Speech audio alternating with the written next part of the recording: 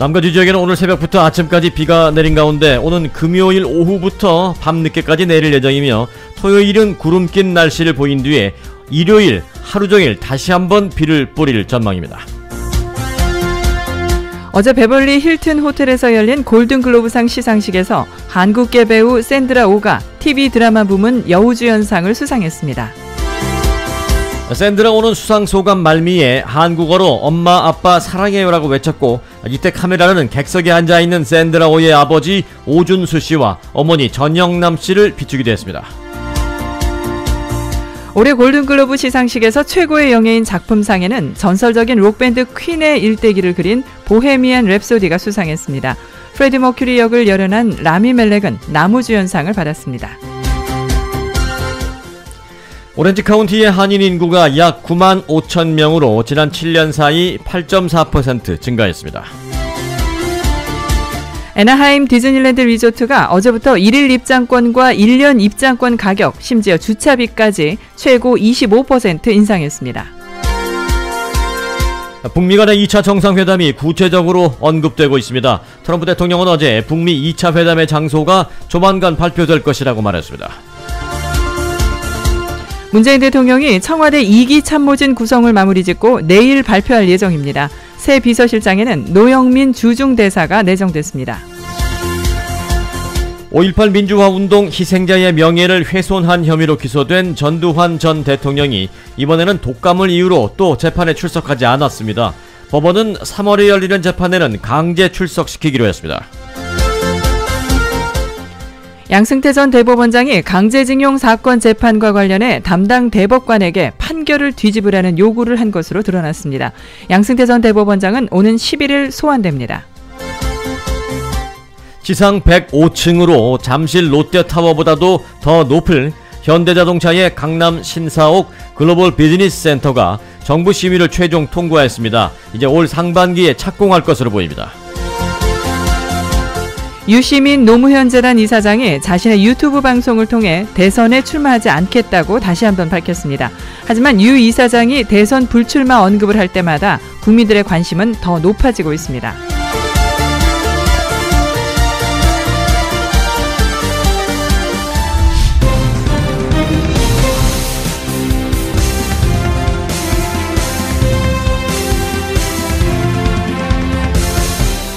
여러분 안녕하십니까, 송봉후입니다. 안녕하십니까, 승기선입니다. 2019년 1월 7일 월요일 위코리아 뉴스쇼 시작합니다.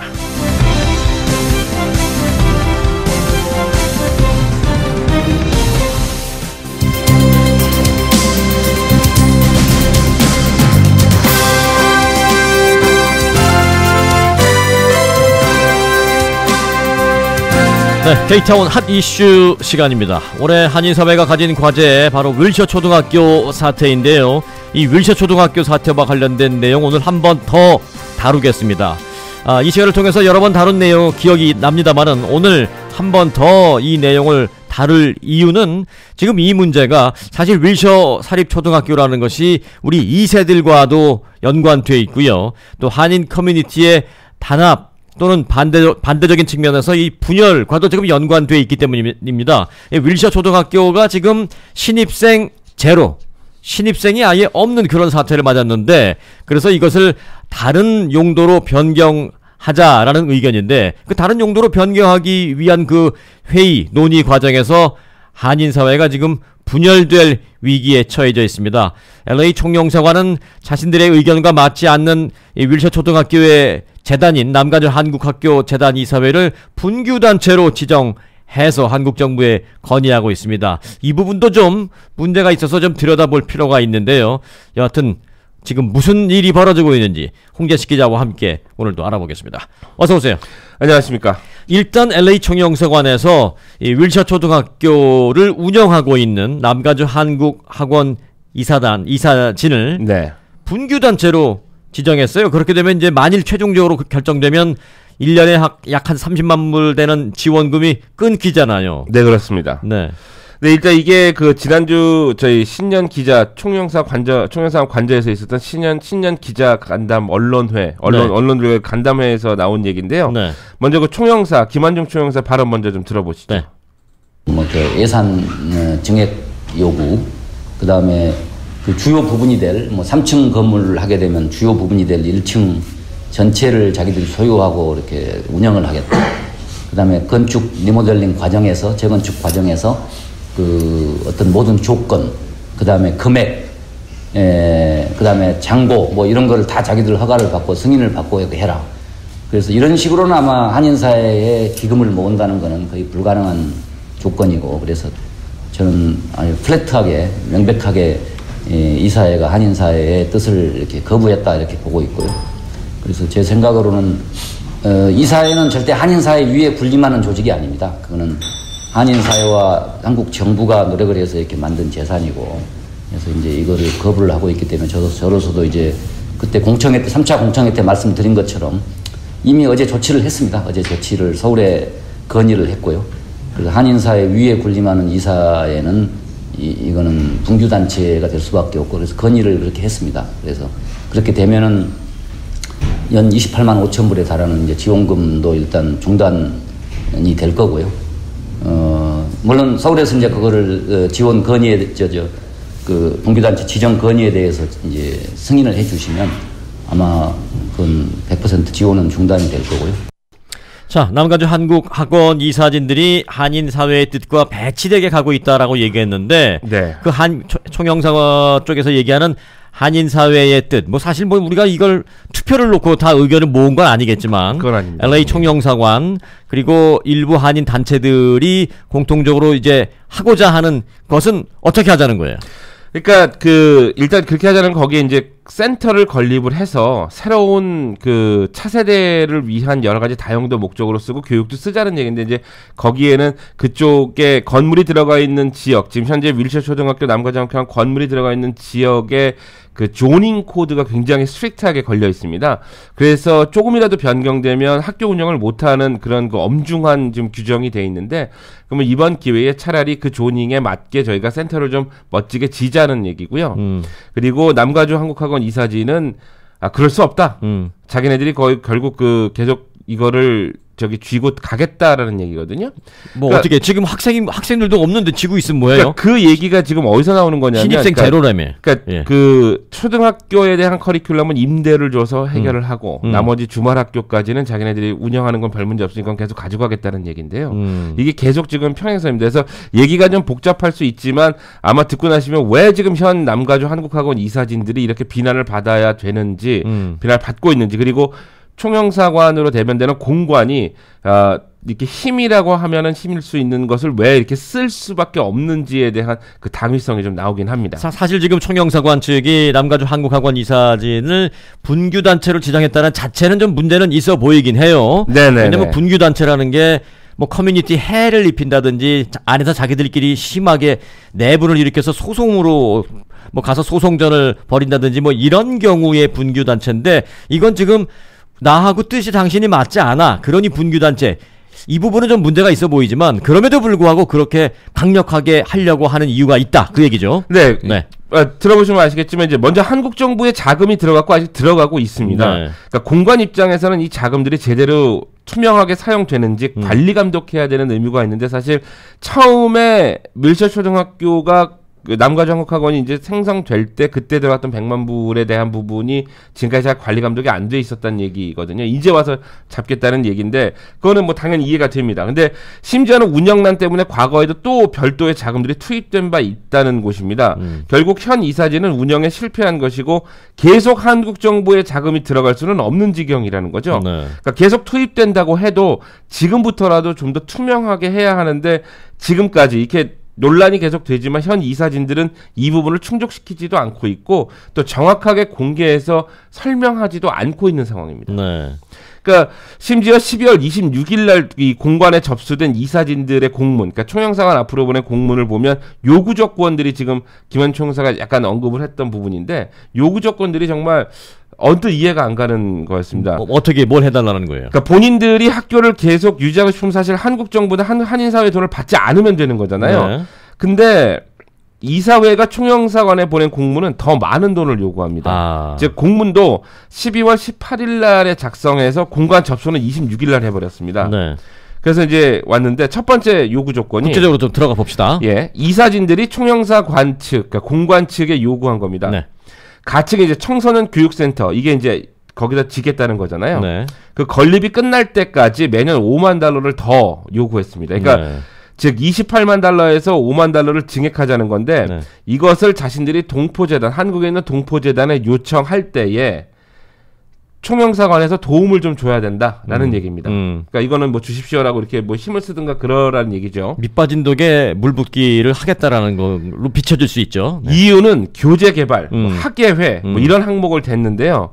이 부분은 사실 김한중 총영사가 다른 방법을 제시를 했습니다. 네. 그러니까 주말 한글 학교에 대한 지원은 계속한다라는 원칙입니다. 네. 그러니까 따라서 저는 그게 걱정이었어요. 네네. 그러니까 그거는 처음부터 계속 나왔던 얘기입니다. 오케이. 주말 네. 한글 학교에 대한 부분은 저희가 끝까지 지원을 하겠다라고 공관 측에서 얘기를 했는데 네. 만일 해당 주말 학교가 지금 12개인가 11개인가 그렇지 않습니까? 네. 남가주 한국학원 관리감독하에서 나와서 독립적으로 나와서 새롭게 들어갈 이 교육센터 건립 뭐 운영위원회라던가 아니면 총영사관 측과 개별적으로 얘기를 하자는 거죠. 그러면 지원을 계속 하겠다. 네네. 그러니까 그러면은 그 지원금이 정확하게 얼마가 들어가서 어떻게 쓰여지고 얼마가 남든지 모자라든지가 나온다는 거죠. 지금까지는 그거에 대한 부분이 굉장히 애매했던 얘기입니다. 요 부분은 이제 저 총영사관 측에서 제시한 총영사관 내용이고, 측이 이제 제시한 대안이고요. 그러니까 지금 이제 우리가 저 남가주 한국학원 이사진 그들이 요구한 거를 얘기하고 있는데 매년 5만 달러 더 달라. 네, 더 달라는 겁니다. 두 번째. 두 번째는 센터가 완공되면 이게 3층 건물로 지금 들어갈 계획인데요. 아직 뭐 확정은 안 됐습니다만 1층 전체를 남가주 한국학원 측에 넘기고 자신들에게 넘기고. 네, 사용권도 넘겨라. 오케이. 이겁니다. 네. 그 셋째, 건축과 관련한 기간 또 조건에 대해서 남가주 한국학원 이사회의 사전 승인을 받아야 한다고 요구했습니다. 그러니까 1층 공간을 넘기고 설계까지 자신들이 확인해서 인터피어해서 얘기를 하겠다라는 얘기죠. 네. 그 넷째는 건축 플랜을 승인하기 전에 건축기금 확인서가 필요하다. 그러니까 3개월 은행잔고에 대한 증명과 대표적인 설립위원들이 누가 될지 모르겠지만 그 설립위원들의 법적 인증서를 요구했습니다. 네. 그러니까 이게 저는 이럴 경우 윌셔 초등학교 시설을 임대하겠다라는 방안을 자기네들이 물리겠다, 철회하겠다라고 해서 공문을 보냈습니다. 네. 일단 그 1층 전체를 본인들이 쓰겠다라는 것이 포인트인 것 같은데. 네. 그러면 이제 공무원 입장에서도 센터 건립 안 하고 그냥 내버려 두면 어떻게 되는 거예요? 그러니까 이미 들어간 한국 정부의 자금 회수라는 데 문제가 있습니다. 네. 뭐 당연히 기부의 문제가 아닙니다. 이게 이제 더 이상은. 근데 지금의 한국학원 이사진들이 그렇게 해줄 일 만무하죠. 네. 그리고 매년 들어가는 지원금을 중단한다고 해도 주말 한글 학교에 대한 지원은 계속하겠다라는 원칙 때문에 돈은 계속 들어갈 텐데 말이죠. 이 불투명한 회계 관리가 문제입니다. 여전히 문제가 남아 있습니다. 이 김한중 총영사가 이 문제에 대해서 이렇게 날카로울 수밖에 없는 것이 2007년 또 홍콩에 있는 한글 학교가 같은 문제로 진통을 겪었습니다. 아, 그랬어요? 예, 근데 정말 같은 문제입니다. 근데 이 홍콩에 있는 한글 학교는 불과 2, 3년 전에도 또 한 번 문제가 불거져서 네. 또 황제 운영이다 뭐 이런 운영까지 비리가 굉장히 나오고 있는 그때는 상황이거든요. 이제 지금 같이 LA에 있는 남가주 한국학교 유일세 초등학교처럼 네? 뭐 신입생이 전혀 없고 뭐 그런 이런 문제도 문제는 아니었어요. 있었지만 추가적으로 비리 문제가 있었죠. 네, 그렇습니다. 근데 그 비리 문제가 지금 같은 맥락으로 보고 있는 거죠. 그러니까 일각에서는 그러니까 이 홍콩 한글 학교는 2007년 지금 홍콩의 얘기입니다. 2007년도 있지만 불과 2, 3년 전에 또 문제가 불거졌어요. 그러니까 10년 주기로 한 번씩 이렇게 문제가 터지는데 밀셔 초등학교 남가주 한국학원도 지금 보면 10년 주기로 이렇게 일이 터집니다. 일각에서는 현재 그 한국에서 유치원 원장들 난리가 났잖아요. 그 유치원 그 사학 비리하고 같은 맥락이 아닌가라고 지금 보고 있는 거죠. 네. 그러니까 정부의 지원금을 받고 그것을 사적으로 유용하고. 네, 모습이 굉장히 닮아 있다는 거죠. 네. 그러니까 따라서 이제 한 달 정도 또는 그 이전에 한국 정부에서 이제 남가주 한국학원이 분규 단체인가라고 지정을 이제 검토해서 확인하게 되면 일단 남가주 한국학원의 지원금이 중단이 됩니다. 그러니까 이사진들은 그렇게 될 경우 계속 임대안을 모색할 것이지만 신뢰할 만한 교육과정과 학교에게 임대를 주는지는 미지수입니다. 그러니까 현 한국학원 이사진들에 대한 신뢰성 자체가 지금 거의 없어지는 상황입니다. 네. 한국학원 이사진들의 다른 문제도 또 거론되고 있다면서요. 이게 또 정말 웃기는 건데요. 그날 저희가 지난주 목요일이었습니다. 그 총영사관 관저에서 기자 간담회를 할 때 총영사관 측이 공개한 자료를 보면 일단 캘리포니아 교육국 홈페이지 상에서 2018년 5월 5일을 기해 윌셔 초등학교는 폐쇄, 클로즈라고 뜹니다. 이게 무슨 문제가 있냐면 굉장히 중요한 부분입니다. 해당 학교들이 운영 중인지를 알려주는 것으로 매년 또는 2년에 한 번 주 교육국에 파일링을 해야 됩니다. 그래야 액티브로 나오게 되거든요. 근데 그러니까 서류를 넣는 마감이 10월인데 이미 5월에 클로즈를 뜬 겁니다. 근데 그러니까 지난해 2018년의 경우라면은 10월까지는 시간이 있었잖아요, 분명히. 네네. 근데 클로즈가 뜨지 않았을 수 있는데 클로즈가 뜬 겁니다. 따라서 그 이전 2017년에 이미 파일링을 하지 않았을 공산이 크죠. 그러네요. 네. 그런데도 이사진들은 쉬쉬하고 있다가 작년 8월 언론에 의해서 드러나게 됩니다. 네. 그러니까 저희도 사실 취재진 입장에서도 가능한 이사진들 얘기를 좀 들어보려고 입장을 이해하려고 노력을 하고 있는데 지난번 공청회에서도 주말학교 선생님들 앞세우기만 했지 이 사람들은 나오지도 않았거든요. 네. 그러니까 선생님들을 결국 앞세워가지고 이거 피해가려는 이사진들이 아니냐라는 생각이 좀 커지고 있는 상황입니다. 본인들은 안 나오고 선생님들만 나와서 제가 10년 넘게 그냥 받는 것도 없이 열심히 아이들 가르쳤는데 이제 뭐 이런 게 없어진다면 어떡합니까? 이런 얘기들은 막 했어요. 근데 정작 네, 이사진들은 안 나왔는데 이사진들은 무슨 얘기 또 할 얘기가 없는지 또 관련된 그 이사진들의 비리나 의혹 이런 게 좀 더 있다면서요? 네, 이사회만 지금 계속 열고 얘기를 하고 있는데, 네. 이제 1월 10일 날 다시 연다고 합니다. 이번 목요일. 주죠. 예. 저도 이제 저녁에 가보려고 하는데, 이사회를 가보고 느낀 거는 결정은 내리지는 않고요. 그리고 취재진들이 이렇게 있으면 취재진들이 없는 다른 방에 가서 결정을 하고 오는 그런 경우도 봤습니다. 그러니까 이 이사회가 그렇다고 언론들을 통해서 속 시원하게 입장을 표명하는 것도 아니고요. 공관 측의 공문을 이렇게 주고받으면서 계속 의견을 조율하는 건데 이게 무슨 교육자들인가라는 생각이 들 정도입니다. 그러니까 그 돈을 받아서 어디에 어떻게 썼는지 자체도 좀 모호하고요. 이들이 얼만큼을 가져갔는지도 사실 밝혀야 하는데 그것도 애매합니다. 그러니까 일각에서는 계속 이렇게 고의적으로 시간을 끌면서 회계장부 등 불리한 요건을 파악하고 대비하는 것 아니냐라는 예측도 나오고 있습니다. 네. 물론 확실하진 않습니다. 네, 이 부분은 이제 조심스럽지만 그럴 수도 있다라는 얘기죠. 네, 그만큼 지금 현 이사진들에 대한 시선이 곱지도 않고 그 행태가 이를 뒷받침하는 거 아니냐라는 의혹만 지금 커지고 있는 거죠. 아닐 수도 있습니다만. 지금까지 이렇게 해온 걸 봤을 땐 이런 의혹도 나올 만하다. 계속 이런 식이면 난감하네요. 가장 우려되는 것은 이게 새롭게 청소년 센터를 건립해서 한인 사회가 변모되고 더 바람직한 차세대 교육을 모색하자는 동력원 자체가 흐지부지 된다는 사실은 조금 마음이 아픕니다. 그러니까 물론 그 안에 각자의 입장과 셈법이 있을 수는 있습니다. 거기에 모여서 돈을 낸다고 하는 사람들이. 하지만 힘들게 의견이 모아진 기회이라는 것도 있고요. 그 재원도 마찬가지고요. 그러니까 빨리 매듭을 지어야 한다는 의견에 힘은 좀 실리고 있는 편입니다. 하지만 이사진들의 시간 지연으로 그 동력원들 자체가 사라질 수 있다는 우려가 큽니다. 이게 사실 언론들의 입장에서는 어떤 것이든 결론이 났으면 하는 바람은 좀 있습니다. 그러니까 이런 식으로 답보 평행 상태가 아니라 아예 그냥 그럼 임대를 아예 하기로 결정을 하든지 아니면 새로 짓기로 결정하는데 양당 간에 결정을 빨리 내서 다음 스텝으로 넘어가길 좀 바라는 건 있는데 결국 이 한인사회의 저는 에너지 낭비라고 저 개인적으로는 한인사회 에너지 낭비라고 보고 있습니다만 누군가는 이런 사태를 원하고 있는 거 아닌가 또 누군가는 이렇게 해서 한인사회의 관심도가 떨어지길 원하고 있는 것이 아닌가라는 생각도 좀 해봤습니다. 네, 잡음은 날 수 있지만 이것이 불통이나 또는 갈등 더 나아가서 이제 내분으로 이어지면 안 될 터인데 또 한인사회의 분열로 이어지면 안 될 터인데 여하튼 그 총영사관 측이 그렇다고 해서 이 남가주 한국학원 이사진을 분규단체다라고 규정을 한 것은 좀 오버 아니냐. 지원금을 볼모로 해서 내 말을 듣게 나를 따라오게 하려는 것 아니냐라는 그런 지적도 있긴 있어요. 끝으로 이 문제를 좀 짚어보면요. 네, 공관 측은 사실 더 이상 이사진 측이 대화할 의지가 없는 것이라고 판단을 했습니다. 네. 그러니까 양쪽의 이견이 좁혀지지 않는 것이기 때문에요.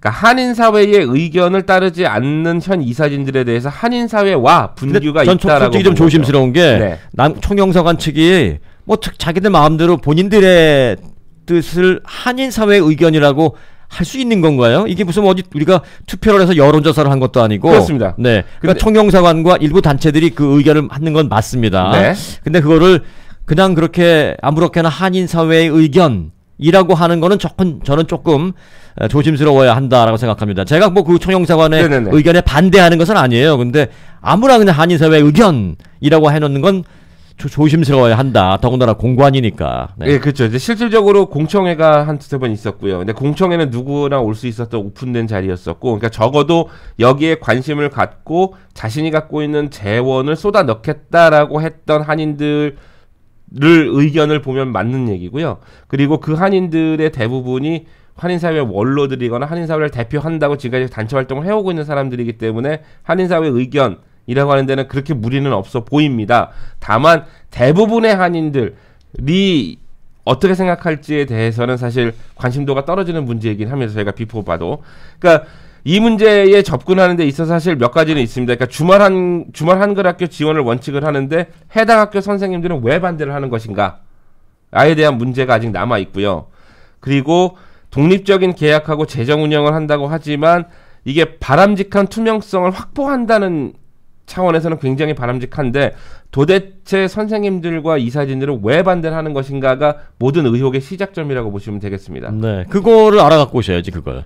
네, 나중에는 그 얘기를 해주세요. 네, 그 얘기 해야죠. 저도 그래서 이사회 가서 이걸 물어보는데요. 주말 한글 학교는 그대로 지원을 하겠다. 분기단체로 지정이 돼도 지원금을 주겠다. 네. 뭐 어떤 방법으로 하겠다는지는 뭐 난 모르겠습니다만은 네. 그럼에도 불구하고 주말 학교 선생님들은 왜 반대할까? 그걸 알아갖고 오셔야지 그걸. 아니 근데 네. 더 이게 재미난 것은 그 선생님들이 반대하는 거는 저희가 지난번에도 공청회를 다루면서 한번 풀리 저희가 방송을 하긴 했지만 선생님들 입장에서는 이미 공관 측에서 이 자리에 대한 선택 건립을 세우기로 결정을 하고 나서 공청회를 열었다라는 의혹을 제기한 바 있습니다. 예. 그러니까 그렇게 된다 그러면 우리가 그때 얘기했지만 김한중 총영사의 빅픽처 아닌가라고 얘기를 할 수 있을 정도였는데 네. 근데 지금 현재 이사진들하고 선생님들하고 어떤 내용들을 주고받는지는 모르겠습니다만 그럼 예를 들어 총영사관 측이 얘기하는 센터 건립, 네. 커뮤니티 센터, 뭐 후세 교육센터 여하튼 네. 그 센터 건립을 하게 되면 거기에 들어가는 건축비니 이런 그 기금은 도대체 어디서 나오는 거예요? 아니 그러니까 그 아직까지 결정된 것은 없습니다. 네. 그러니까 그리고 또 여기저기서 그렇게 해서 모여 졌다고 해서 운영은 과연 잘 될 수 있는 것인지. 그래서 언론들이 예의주시해야 되는 부분입니다. 근데 다만 스텝 바이 스텝으로 봤을 때 이게 절차상으로 봤을 때 운영을 한다고 그러니까 건립을 한다고 이제 결정이 완전히 지어지고 나면 그때 되면 언론들이 이제 거기에 대해서 다시 예의주시하면서 지켜봐야 되겠죠. 아니 뭐 언론들이 예의주시하거나 말거나 문제가 아니라 운영이 잘 되는 게 중요한 거죠. 아, 운영은 잘 돼야 되겠죠. 그리고 그 센터 건립을 수백만 달러가 들어갈 텐데 그 돈은 어디서 나오는 거예요? 수백만 달러는 아니었고요. 예. 제가 지금 그 저희 요새 건물 질려면 2,100만 달러였습니다. 그러니까 이게 결정된 사항은 아니었고 2,100만 달러? 거기에서 나온 그 프로젝션은 2,100만 달러였는데 그럼 250억 정도 되는데 네. 그 돈이 어디서 나오는 거예요, 이게? 그래서 그 돈 가지고 해서 여기 한인사회의 원로들과 한인사회 대표 인사들이 제가 지금 그 자리에서 듣기로는 한 6,700만 불 정도가 모아진다고 얘기를 했었고요. 한국에서 또 재원이 끌어갖고 오게 돼 있고요. 예. 그리고 이것도 저것도 해서 그러니까 이것도 한인사회 총영사관 또 측에서 얘기하는 이것도 한인사회 의견이라고 하는 이것도 되면 좋죠. 근데 쉬운 일은 아니거든요. 그러니까 쉬운 일은 아니기 때문에 쉬운 일은 아닙니다. 절대 예. 쉬운 일은 아닙니다. 근데 다만 이 문제에 있어서 여러분들이 좀 들으시고 여러 가지 기사를 접할 텐데 거기에 대한 접근 방식을 어떻게 보는 게 좀 바람직하다고 저는 생각을 하냐면 예. 지금 현재 이사진들은 왜 저렇게 묵묵무답이고 안하무인식으로 저렇게 정확하게 밝히지 않고 저러고 고집만 부리고 있는 것인가에 대한 얘기를 먼저 물어보셔야 되는 거고요. 네, 예. 그리고 총영사관의 입장에서는 과연 그것만이 정답이었는가? 과연 거기에 센터를 짓는 것만이 정말로 그게 한인사회에 좋은 것인가? 라는 얘기를 해야 되는 거거든요. 그래서 사실 공청회장에서 일부 한인 인사들은 어떤 얘기를 했냐면 지금 센터 건립을 논의할 때는 아니고 현 한국학원 이사진들에 대한 문제를 먼저 해결을 해야 된다라고 얘기를 했을 정도입니다. 네, 저도 지금 그 얘기를 하려고 그랬는데요. 이거 뭐 분규단체 지정을 뭐 건의하고 뭐 이거 어떻게 보면 좀 치사해 보여요, 공관이. 힘쓰는 네. 것 같고. 네. 그러지 말고 남가주 한국학원 이사진들의 문제점이 있을 것이다라는 판단이 있으면 그것부터 들추어내면 게임이 쉽게 끝납니다. 그러니까 사실은 운영 실패에 대한 책임을 해서 비영리단체 그걸 물으면 법인은 되죠. 물러나가야 되는 게 도의적으로도 맞다고 저희도 다 네. 보고 있는 거잖아요. 왜냐하면 한인 비영리 단체랑 어디 비영리 단체가 그렇게 하고 있으니까. 근데 남가주 한국학원 이사회는 그러지 않고 있다는 점이 모든 문제의 출발점입니다. 그리고 비영리 단체는 회계 장부를 누구든지 보여달라고 하면 보여줘야 할 의무가 있어요. 그걸 왜 못 보는지 난 이해를 못하겠습니다. 네, 그렇습니다. 그래서 이게 좀 답답한 부분이긴 합니다. 네. 자, 윌체 초등학교 문제를 우리가 오늘 다시 다뤘습니다. 그 이유는 이게 한인사회 자칫하면 이제 분열로 갈 수도 있고 한국 정부의 분규단체로까지 지정을 해달라고 건의가 올라가 있는 참 창피스러운 상황이고 네. 더군다나 이게 우리 후세들을 위한 어떤 것을 만들기 위함이기 때문에 사회에 아주 중요한 부분이라서 우리가 한 번 더 다뤘는데 이 부분을 끝까지 좀 추적해 주시기 바라겠습니다. 알겠습니다. 예. 네. 끝까지 간다. K타운 핫이슈 홍재식 기자였습니다. 고맙습니다.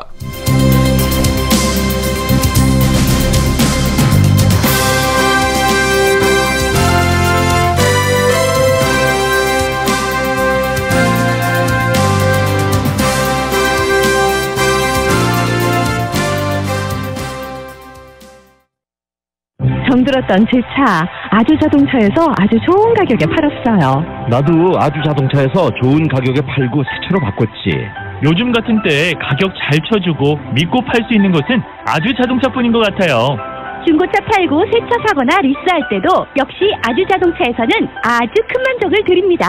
아주오토스닷컴에서 중고차 보유 현황도 보실 수 있습니다.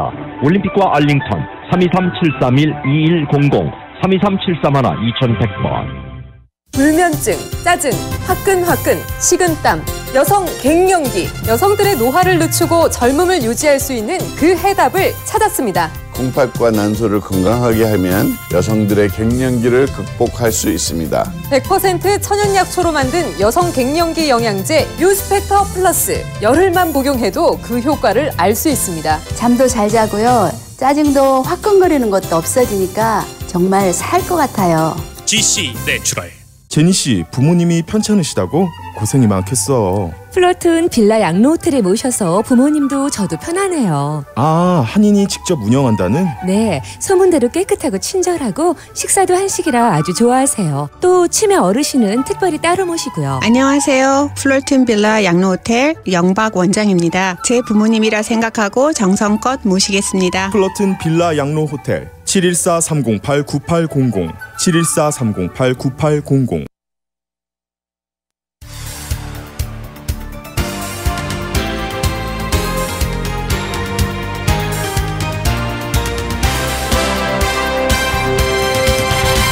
(2019년 1월 7일) 월요일 위코리아 뉴스쇼 함께하고 계십니다. 오늘 날씨 전해드립니다. 어제와 그제 남가주 전역에 걸쳐 많은 양의 비가 내렸는데요. 오늘도 구름 끼는 가운데 간간히 비가 내리겠습니다. 오늘 비올 확률 20에서 60% 있습니다. 지역별 기온입니다. 버뱅크와 파사데나의 오늘 낮 최고 기온은 58도, 샌디에고 65도, 그 외의 지역은 60도에서 62도 보이겠고 밤 최저 기온은 산타모니카 54도, 그 외의 지역은 48도에서 52도 되겠습니다. 자, 이번 주 날씨입니다. 내일부터 목요일까지는 구름 많이 끼는 날씨 이어지겠습니다. 그리고 금요일부터 비 소식이 있는데요. 금요일 비올 확률 60에서 90%, 토요일 20에서 50%, 일요일 70%의 비올 확률 있습니다. 그리고 기온은 60도 중반, 네, 기온 유지하겠습니다. 지금까지 날씨 전해드렸습니다.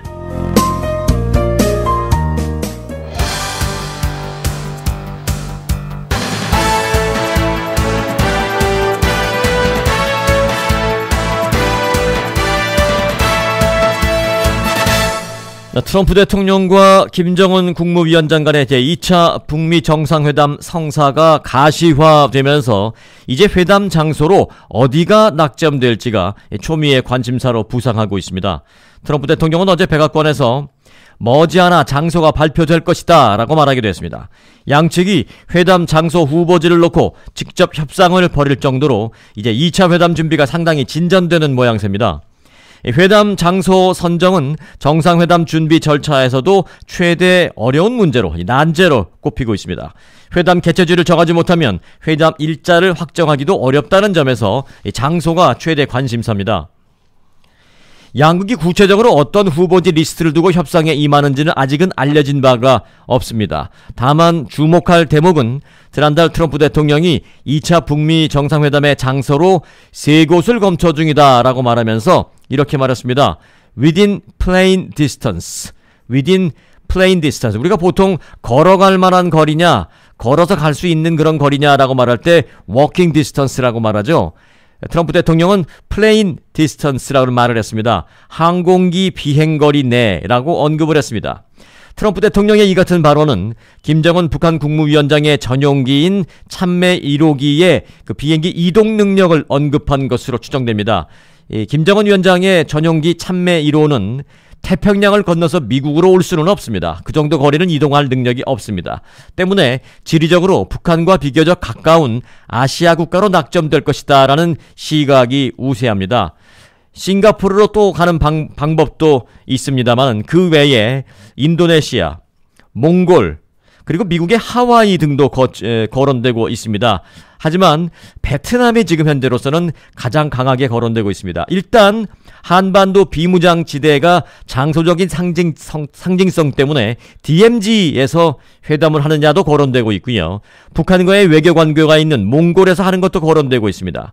하와이도 거론되고 있고 역시 북한과 외교 관계가 있고 중립국인 인도네시아도 거론되고 있습니다.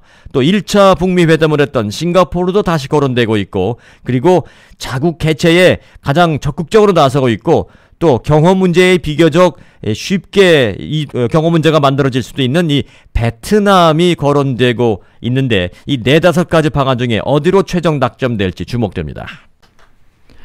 연방정부의 일시적 업무정지 셧다운 사태가 3주차로 접어들었습니다. 셧다운 사태가 3주차로 접어들면서 그 여파가 민생 전반에 파급될 수 있다는 우려가 제기되고 있습니다. 일시 해고 상태에 놓인 공무원들이 오는 11일 올해 첫 임금을 받지 못할 가능성이 고조되고 있는 가운데 셧다운이 더 오래 지속되면 민간 부문의 저소득층 가계도 큰 타격을 받을 수 있다는 것입니다.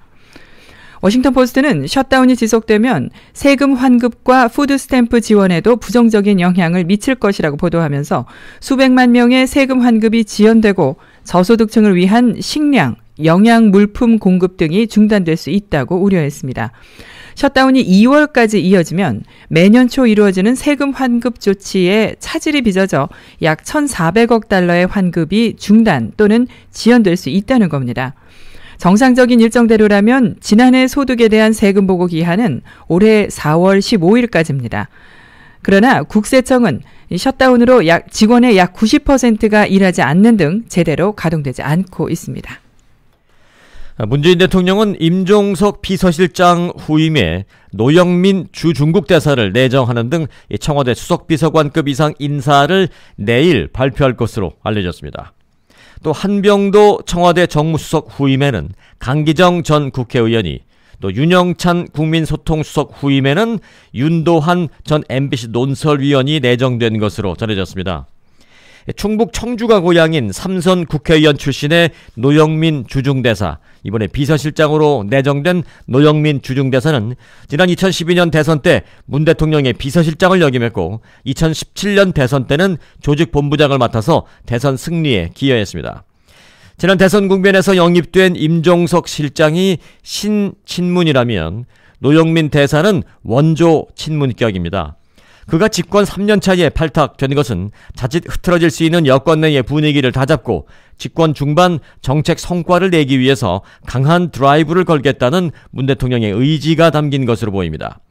정무수석으로 내정된 강기정 전 의원은 삼선 국회의원 경력의 전남 고흥 출신으로 대표적인 친문인사로 꼽히고 있습니다. 또 국민소통수석에 내정된 윤영찬 전 논설위원은 서울 출신으로 MBC 노동조합 초기 멤버로 활동했고 지난해에는 MBC 사장 공모에 지원하기도 했습니다. 윤도한 MBC 전 논설위원, 윤도한 MBC 전 논설위원이 국민소통수석에 내정됐습니다. 현대자동차의 서울 강남 신사옥인 글로벌 비즈니스 센터 GBC가 정부 심의를 최종 통과해 올해 상반기에 착공할 것으로 보입니다. 오늘 국토교통부에 따르면 이날 수도권 정비위원회 서면 심의에서 서울시가 신청한 GBC 사업이 통과됐습니다. 앞서 수도권 정비위는 지난달 19일 실무회의에서 GBC 사업을 통과시켰습니다.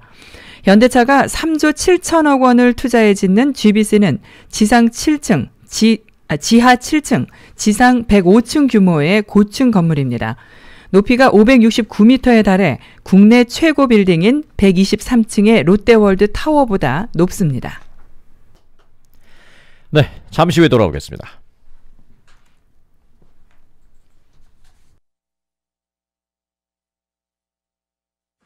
고객을 위한 맛의 창조. 명품 셰프의 5성급 요리. 맛과 멋을 위해 손끝에는 정성을. 한식의 세계화를 위해 가슴에는 정열을. 그의 요리를 먹는 순간 나는 세상의 주인공이 된다. 전 세계인의 입맛을 사로잡은 셰프강 푸드 리헵. 사과와 벌먼. 명품 퓨전 한식의 새로운 맛. 시그니처 파인 푸드. 셰프강 푸드 리헵. 20년 동안 한인섭외와 함께 해온 종합 마케팅 회사 TJ 마케팅, 신문, TV, 라디오의 광고 디자인 제작과 대행은 물론 텀블러 등 3만여 아이템의 마케팅 판촉물과 캘린더 제작, 각종 인쇄물의 디자인과 제작, 그리고 각종 행사와 결혼식 피로연, 전통 혼례, 칠순 팔순 잔치, 한국 전통 공연, 클래식과 재즈 연주 등의 이벤트까지 믿고 맡기는 TJ 마케팅 213-820-4487 820-4487.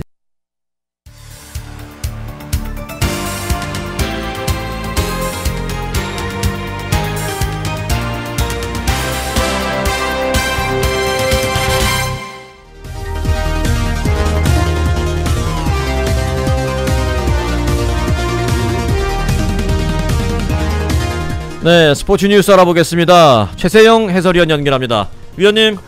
네, 안녕하십니까. 네. 자, 축구 얘기를 먼저 해야 되겠어요. 오늘 새벽에 아시안컵 축구대회 첫 번째 경기, 한국하고 필리핀하고 경기가 있었죠? 그렇죠. 조금 전에 끝났어요. 조금 전에 끝나서, 어제 제가 그 방송 준비를 하면서 내가 아침에 이거 이기는 소식을 전해드려야 될 텐데 하고 잤는데 결국은 이겼네요. 그래서, 일단 낙승을 기대를 했잖아요. 네. 우리가 이제 116위 필리핀이니까, 그리고 필리핀이라는 나라가 축구에 관한, 농구는 모르겠습니다. 축구는 한국하고는 일단 한 수 아래였거든요. 네. 그래서 제가 볼 때는 두세 골 이상을 넣지 않겠냐라고 이렇게 내심 전망을 했었는데, 어제 좀 졸전을 펼쳤다 이렇게 말씀을 드릴 수가 있을 것 같아요.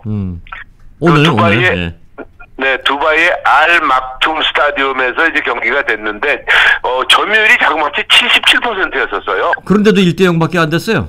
네, 한 방이 없었어요. 계속해서 결정적인 슛이 안 나와서 결국은 일단 일방적인 경기를 펼치면서 어려운 경기를 펼쳤는데 결국은 황의조 선수가 해결을 했습니다. 네. 그래서 황의조 선수가 후반 21분에 일단 결승골을 넣으면서 힘겨운 승리를 거두면서 일단 예선이니까 1승을 기록을 해서 승점 3점을 획득을 했습니다. 네. 아시안컵 정도는 이제 우승해줘야 되는 거 아닙니까? 바로 그 얘기죠. 지금 그러니까 많은 네티즌들이 뭐라고 지금 떠들고 있냐면 이런 경기 가지고 어떻게 우승을 바라봐야 막 그렇게 지금 또 비난들을 하고 있는데. 그러게. 예, 우리 예전부터 그런 얘기 있었잖아요. 우리나라 축구는 강팀에는 강하고 약팀에는 약하다는 얘기가 딱 들어맞는 그런 경기였다고 평가하면 될 것 같아요. 네, 예.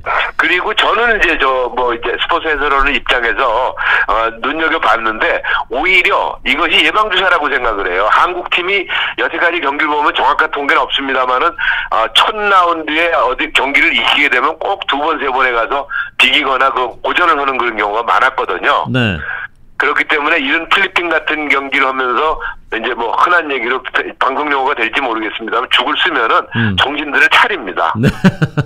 예. 그래서 오히려 예방주사 맞았다 이렇게 생각을 하고 있기 때문에 아무튼 괜찮을 것 같습니다. 네. 정말 좋은 예방주사가 됐길 바라겠고요. 그래도 근데 예방주사도 맞고 비록 1대0이지만 이겼고 했으니 앞으로 경기는 기대해 보겠습니다. 결승전에서 이 베트남 만나면 정말 재밌을 텐데요. 저도 지금 이따 나중에 얘기하겠지만 램스와 차저스가 슈퍼볼 만나는 거하고 똑같은 얘기예요. 쉽지 않을 겁니다. 네. 자, 이어서 이제 PGA 투어 얘기를 하지 않을 수가 없는데 사실상 네. 금년도 첫 경기 왕중왕전 결과 어떻게 됐습니까? 일단 그 34명, 사실 37명이 나와야 되는데 34명만이 하와이 카팔로아 리조트 프렌테이저 마우이 섬이죠. 4라운드 경기가 어제 끝났는데 사실 저는 항상 이 경기가 개막전 같은 생각이 들어요. 네. 근데 뭐 개막전은 아니고 금년도 첫 경기였다 볼 수가 있겠는데 실질적인 2018년도 우승자들의 왕중왕전이었어요. 그래서 누구일까 생각을 해보니까 다소 생소한 이름인데요. 젠더 쇼플리가 4라운드 마지막 날 자그마치 이글 2개와 버디 8개를 쏟아냈어요. 와. 굉장한 거죠. 그랬으면은 결국은 보기만 안 범했으면은 그 카팔로아 대회 신기록이 되는 거거든요. 그러게요. 네. 그런데 결국은 보기를 하나 범하면서 62타로 최경규 선수가 또 갖고 있죠. 그래서 동률을 기록하면서 결국은 4라운드 합계 23언더파 269타로 게리 우드랜드를 한타차로 꺾고 일단 첫 번째 대회 우승을 차지했습니다. 네. 네. 하루에 뭐 복이 없다면 정말 14언더파를 때려버린 건데. 어마어마한 경기를 했어요. 어마어마한 경기를 했습니다. 네. 뭐 이제 잠깐 하이라이트로 나오는 걸 봤는데 일단은 그래서 지금 PGA 투어에서 유행하는 이야기가 300야드 이어가지고는 PGA 들어올 생각 하지 마 이런 이야기가 나오고 있어요. 네. 뭐 500야드가 넘는 그런 그 오르막 그 파5 홀을 갖다 투어를 턱턱 시키는 걸 보면서 역시 골프는 거리가 나고 봐야 되겠다 하는 생각이 드네요. 네. 뭐 거리가 다는 아니지만 그래도 일단 거리가 나야 뭐 그 다음을 올리든지 말든지 할 터이니. 그래서 저도 거리가 자꾸 줄기 때문에 드라이버를 이거 바꿔보고 저거 바꿔보고 계속 했거든요. 네. 그랬는데 다시 옛날에 쓰던 걸로 돌아왔어요. 구간이 명간이라고 쓰던 게 낫더라고요. 예. 자꾸 바꿔봐야 뭐. 골프샵 하시는 분들이 들으면 우리 드라이버 안 팔리네 그러면 물론 자기 몸에 맞는 걸 찾아야 된다 그 소리입니다. 네. 자, 골프 소식 잘 들었고요. 앞서고 살짝 얘기를 하셨는데 풋볼 얘기로 가야 되겠습니다. 램스와 동반 슈퍼볼 진출을 우리가 은근히 기대하고 있는 LA 차저스 적지에서 극적인 승리를 거뒀네요. 대단했어요. 볼티모어 레이븐스 사실 강팀 아니겠습니까? 네. 그리고 험난한 원정 경기 그 플레이오프였는데 2주 전에 LA에서 볼티모어한테 우리가 졌잖아요. 네. 10점대로 패한 차저스가 베테랑 쿼터백 필립 리버스의 아주 패싱 공격이 거의 송곳 같았어요. 날카로웠습니다. 네. 그리고 사실 그 풋볼 선수 중에 가장 연봉이 적은 게 키커 아니겠습니까? 네. 그런데 어제 같은 경기를 보면서 키커도 봉급을 좀 더 줘야 되겠다는 생각이 드는데 마이크 베글리가 키커인데 53야드 필드골을 성공시키는데 5개의 킥을 성공을 시켰어요. 뭐 점수 그걸로 다 냈네요. 네, 그래서 그 점수가 바로 그 승점이 돼버렸죠. 그래서 일단은 아주 볼티모어 레이븐스 난적을 꺾으면서 그 다음에 또 다시 난적을 만나죠. 뉴잉글랜드 패트리어츠와 또 이제 본격적으로 준결승을 갖게 됐는데 아무튼 굉장히 램스와 차저스의 슈퍼볼 같이 동반 진출이 된다면은 어떨까라고 기대를 해보겠습니다만은 이것도 낙타가 바늘구멍 지나가기 지금 어려울 것 같다는 생각이 드네요. 네. 아무튼 굉장한 경기였습니다. 네, 여하튼 뭐 두 팀 중에 한 팀, LA 팀 슈퍼볼에 진출할 가능성이 매우 높기 때문에 이 한인 팬들의 이제 풋볼 관전 기다림 지금 대단합니다. 2월에 이제 슈퍼볼 하게 되면 그 전에 관전 포인트도 많이 짚어주시기 바라겠습니다. 램프는 이제 보니까 달라스 카우보이와 일단 경기를 하게 돼 있네요. 네. 근데 이제 달라스 카우보이는 실력도 실력이지만 또 유명한 거 하나 있잖아요. 치어걸. 네, 바로 그거예요. 제가 사실 미국에 이민 오기 전부터 8군, 용산에 있는 8군에, 달라스 카우보이 치어리더들이 와서 공연하는 모습을 봤거든요. 네. 그때 그걸 보면서, 저런 팀을 직접 가서 아니면 가까이서 볼 수 있으면 얼마나 좋을까라고 생각을 했는데, 결국 치어리더도 유명한 달라스 카우보이가 일단, 램스의 첫 상대고, 그 다음에 농구에서는 알고 보니까 LA 레이커스의 치어리더가 최고로 일단 평가가 되고 있다. 그래서 살짝 빗나간 이야기를 전해드렸습니다. 빗나가지 않으셨고요. 재밌지 않겠습니까? 네. 자, 재밌죠, 듣는 분들. 그러게 말입니다. 예.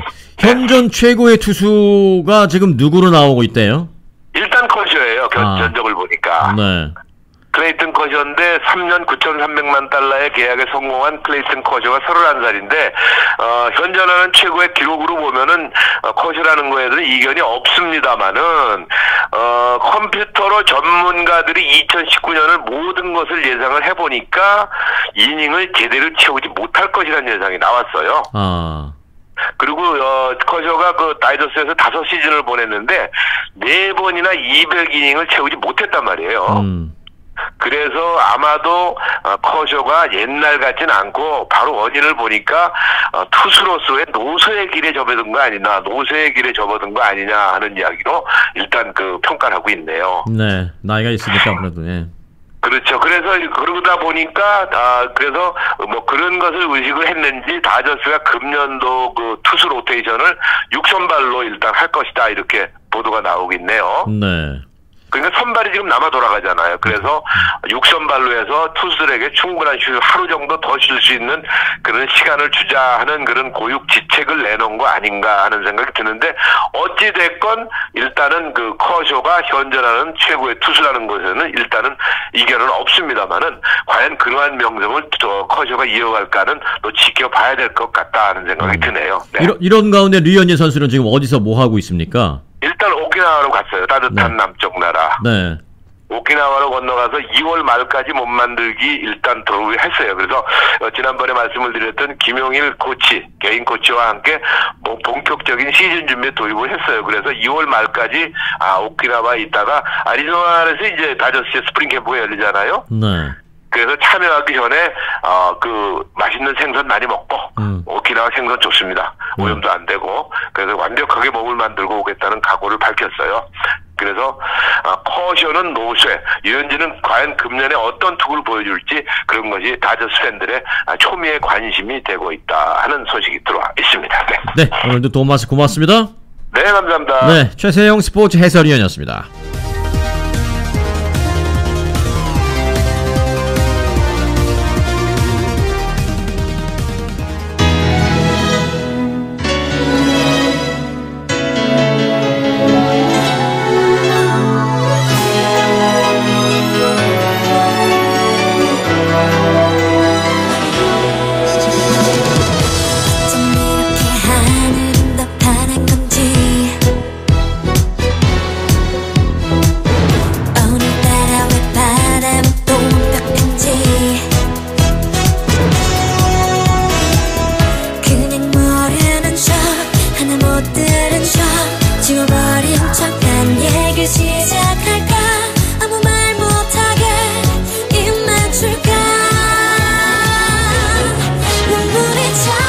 네, 연예 뉴스 속으로 연예인, 지금 아이유의 좋은 날이라는 노래가 나오고 있는데요.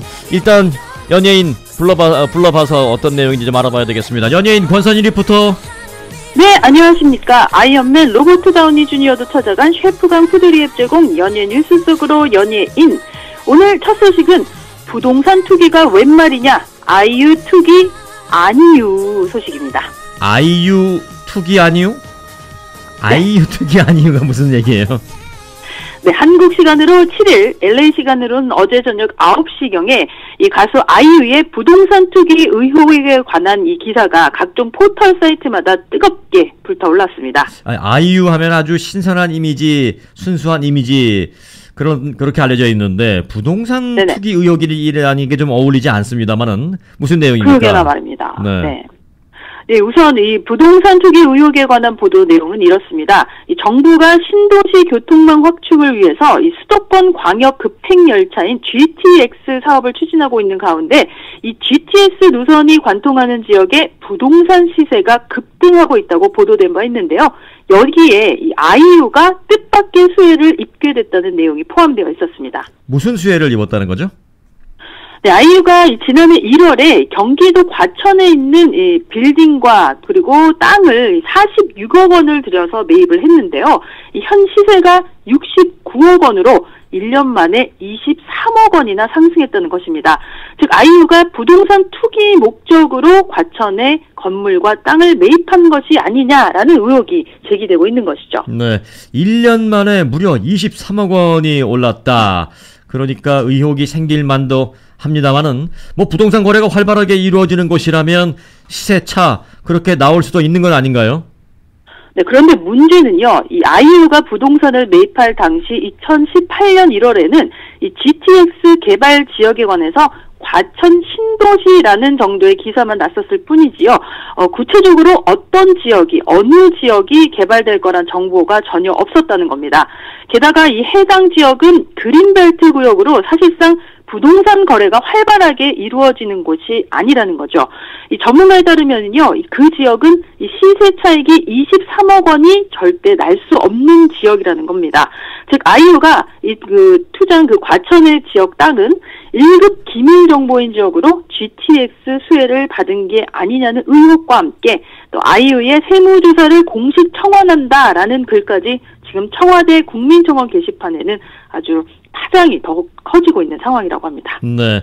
자, 그렇다면 얘기를 들어보니까 이 GTX 개발될 과천의 어느 곳이라는 것을 정확하게 사람들은 모르지만 정확하게 아이유가 어떤 방법으로든지 내부 정보를 빼내서 미리 거기다가 땅과 빌딩을 산 게 아니냐 뭐 이런 의혹인 것 같은데 네네. 아이유 측의 입장도 좀 들어봐야 하겠어요. 뭐라 그러나요? 일단 논란이 커지자 아이유 측에서는 절대 부동산 투기 목적으로 건물과 토지를 매입한 것이 아니며 이 현재 해당 건물은 아이유 어머니의 사무실 그리고 아이유의 음악 작업실 또 후배 뮤지션들의 작업 공간으로 활용하기 위해서 매입을 했다라고 공식 입장을 내놓았고요. 투기 의혹과 23억 원의 시세 차익에 관해서도 이 건물을 매입한 지 얼마 되지 않았고 또 만약 시세 차익을 노렸다면 이미 팔아치웠을 것이다. 그러나 그 목적이 아니기 때문에 팔 계획도 없으며 23억 원의 시세 차익을 봤다는 자료가 어디서 나왔는지 궁금하다라며 사실이 아님을 부인했습니다. 네, 아이유의 이 투기 의혹과 함께 이참에 아예 세무조사도 해달라라는 이 청원글까지 올라오고 있다라는 논란은 뭐 좀 쉽게 가라앉지는 않을 것 같아 보입니다만은 여하튼 청순한 이미지의 아이유와는 좀 어울리지 않는 그런 의혹인데 이 괜히 쓸데없이 의혹만 막 떠드느니 깔끔하게 어떤 방법으로도 좀 정리가 돼서 사실 확인이 좀 됐으면 좋겠습니다. 일단 좀 지켜봐야 될 것 같고요. 자, 네네. 헐리우드로 넘어오죠. 네, 바로 어제입니다. 앞서 7시 뉴스 때도 8시 뉴스 때도 보도를 해드렸지만 10번을 보도해드려도 아주 반갑고 기분 좋은 소식입니다. 베버리 힐즈 히튼 호텔에서 열렸던 76회 골든글로브 시상식에 관한 소식인데요. 네, 한국계 캐나다 배우 샌드라 오가 아시안 배우 최초로 진행을 맡아서 화제가 됐던 것뿐만이 아니라 골든글로브 시상식에서 이 여우주연상까지 획득을 했습니다. 여우주연상. 그것도 이제 여러 가지 부문이 있을 텐데, TV 드라마 부문인가요? 네, 그렇습니다. 이 여우주연상 수상소감에 보면은요, 이 샌드라 오가 킬링 이브 하면서 무대 위로 올라오는데요. 네. 바로 드라마 킬링 이브로, 그것도 아시아계 배우 최초로 TV 드라마 부문 여우주연상을 받은 것입니다. 네. 킬링 이브라고 소리치죠? 네네. 네. Oh, Daddy. 네. 네, 잠시 들어보죠. Oh my God. 네. I'm killing Eve. Oh my God. God, I know. Phoebe Waller-Bridge. Thank you so much. Luke Jennings. Oh, that entire. 네, 킬링 이브라고 소리를 정말 쳤네요. 그래도 뭐 스태프진들에게 고맙다는 얘기를 많이 했고요. 네네. 네. 아, 정말 뿌듯합니다. 네. 또 그뿐만이 아니라 또 역사적인 순간인 만큼 이 수상 소감도 일단 정말 영광이고 모든 분께 감사드리고 특히 두 사람에게 감사를 드린다. 그 두 사람은 바로 샌드라 오의 친엄마와 아빠, 그러니까 친정 엄마와 아빠 두 분에게 특별히 감사드린다는 인사를 영어로도 전했고요. 마지막에는 한글로도 전했습니다. 잠깐 들어보실까요? Oh my God, my team, who are such incredible people, thank you so much. But mostly, there are two people here tonight that I am so grateful that they're here with me. I'd like to thank my mother and my father. 엄마, 아빠, 사랑해요. Thank you, everyone. 네, 엄마 아빠 사랑해요 라고 한국말로 당당하게 인사하는 샌드라오. 멋집니다. 네. 네. 자, 2018 역대 최고의 음악 영화라고 이 평가를 받았던 이 퀸의 스토리, 보헤미안 랩소디 상을 하나쯤은 받았을 것 같은데 어떻게 됐나요? 네, 드라마 부문 작품상과 남우주연상을 받으면서 골든글로브 2관왕을 차지했습니다. 특히 남우주연상을 받은 라미 말렉은 이 프레디 머큐리 역을 완벽하게 소화해내면서 그의 생애 첫 골든글로브 수상으로 감회가 남달랐다고 합니다. 네, 그 외에 또 이제 수상 소식을 좀 전해주신다면요? 네, 제가 전라도 사투리 연기로 번역해서 전해드렸던 영화 기억나실지 모르겠습니다. 이 천재 피아니스트 돈 셜리가 그의 운전사이자 매니저로 고용한 토니와 함께 이 콘서트 투어를 다니며 특별한 우정을 쌓아가는 이야기를 그린 감동 실화죠. 영화 그린북은 뮤지컬 코미디 부문과 작품상, 그러니까 뮤직 코미디 부분 작품상과 나무 조연상 그리고 각본상까지 3관왕에 올랐습니다. 또 멕시코 로마 지역에 사는 이 클레어라는 감독의 실제 내니의 이야기를 그린 알폰소 쿠아론 감독의 영화 로마는요, 감독상과 외국어 영화상 2관왕의 영예를 안았습니다. 그 밖에 여우주연상에는 더 와이프의 글렌 클로즈에게 돌아갔고요. 스타 탄생 리메이크작 스타 이즈 본에 출연한 팝 가수 레이디 가가는 삽입곡 쉘로우로 주제가상을 받기도 했습니다. 네. 발빠르게 전해준 어젯밤 있었던 이 시상식이었거든요. 발빠르게 전해준 76회 골든글로브 수상 소식 잘 들었습니다. 네, 골든글로브 주제가상을 수상한 레이디 가가가 이 브래드 쿠퍼와 함께 부른 영화 A Star Is Born의 OST 쉘로우 띄워드리면서 지금까지 저는 권선이었습니다.